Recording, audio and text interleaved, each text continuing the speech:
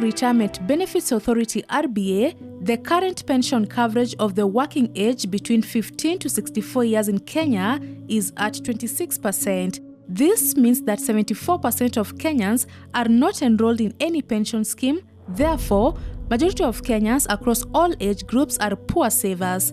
Kenya National Bureau of Statistics (KNBS) data shows that 87% of the workforce are in the informal sector, the majority of whom are not members of a retirement benefits scheme.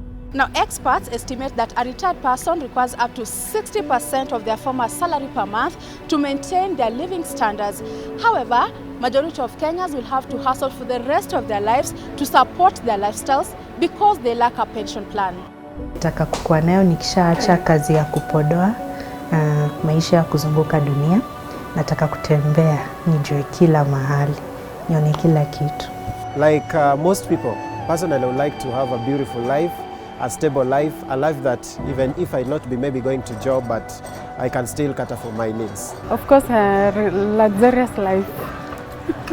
Even as many Kenyans desire to have a good lifestyle in their sunset years, the question is, have they started to save towards this future? And if not, what is preventing them? Personally not, but I'm thinking of starting soon. What has been preventing me? Because as I say, I'm an entrepreneur, I've been still setting up my business and also my brand.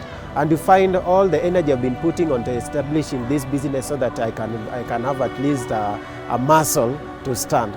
But our company usually helps us to save through NSSF. Kwa savings bado sijaanza. Mimi ni Gen Z, nikipata pesa kidogo kanyama choma, kasmocha. Mimi ni mdogo, nda save kwa nini? Save nikifika around 35, 40. After all, ansemanga life begins at 40. Sasa hapo ndio mimi nitaanza. Even though Periska Geha, who is a self-employed makeup artist, and Nelson Hagai, who is an entrepreneur, plan to start saving for retirement later, Victor Ndago, pension supervisor at Orient Life Assurance Limited, explains that saving should start immediately one receives their first income. People think that retirement is for the old. Retirement is not for the old. It is for you and what you want in future. So I will advise the young generation, me included, that the best time for you to start saving for your retirement is when you get your first salary. The reason why I'm saying this is that when you start saving for your salary, for your retirement, you accumulate a lot of funds, and at the same time you don't have that pressure to save for more within a shorter period. Ndago is advising those in the informal sector and those whose employers do not have a pension arrangement to try and save at least 10% of what they earn towards retirement.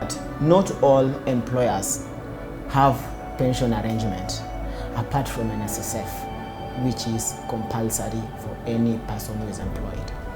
Now, lucky to them that have employers who have already have a well-established scheme. That will depend on what has been outlined by the employer in the rules and regulations that runs that scheme. Even that border person, I had an opportunity the other day speaking to one of the border guys. He told me that in Nairobi, they do like after all the expenses, he gets like 2,000 to 2,500. I want to ask, let me ask you, seriously, can you use 2,500 on a daily basis? Definitely once you have had your expenses, you can even decide that besides what you are going to use for family upkeep, just put aside 500 shillings. Imagine you putting 500 shillings in a day. In a month, let's say times 20 days because of the weekend, that gives you 10,000. 10,000 in a month is something that is of value. Imagine you doing that for the next 20 or 30 years. It will be something that will help you for near future. So I'm advising those who are in the informal sector, irrespective of the job that they do, they have that capability, or even doing at least 10% of what they are getting. 60-year-old Anthony Kamau, who retired at the age of 47, tells me that he has been able to sustain his living standards since he left formal employment because he was able to save towards his retirement through a pension scheme. Retirement, maisha imekuwa ni kujipanga. Kwa sababu ukishatoka formal employment, ukiingia informal employment upati kazi na huelewi. Hiyo pesa imenisaidia sana. Hiyo pesa nilikuwa na save kwa hiyo scheme. Unlike Anthony Kamau, 72-year-old Michael Njau, who used to do masonry work before he retired, tells me that his retirement life is not that easy. Njau regrets starting to save for his old age when he was about to stop working. Kwa ningejua, ningeanza mapema. Lakini shida tu ni masomo ya watoto. Ndio ilikuwa inaleta shida. Unakosa kusevu, unataka kusevu lakini mkono wanaweka tuma shule. Sasa mambo ya kusevu inakosa kwa sababu yote inaelekea kule. Nategemea tu shamba. Unajua sasa nikiingia kwa shamba ile kidogo nimesave, kwenda natoa, naingiza kwa shamba, napeana kibarua, masao ikipatikana nauza, naona ni kiasi gani tutaweza kutuma kwa banki. Although we have 1,027 pension schemes in the country currently, where both the formal and informal employees can join, some Kenyans are not aware of these schemes, and for those who know, the perception is that such an arrangement is only for those who are gainfully employed. Sijasikia pension scheme yote kwa Kenya, lakini kwa savings nimesikia savings zile za bank tu, kienda kwa bank unaadvaisiwa savings account instead of normal account. The Acting Director for Research, Strategy and Planning at Retirement Benefits Authority RBA, Lazarus Keizi, and Orient Life Assurance Limited Pension Supervisor Victor Ndago tells us how their companies are creating awareness among Kenyans on the need for saving for retirement. The key activities we are undertaking is that awareness and education through mainstream media, through social media and public engagement. Workplaces, our colleagues from market conduct, they go to workplaces to talk to individual employers, associations to do that. We go even to universities and colleges to talk to students so that they need to prepare for their retirement. We also have feedback mechanisms through surveys, which we look at to come up with a messaging that requires to go outside there.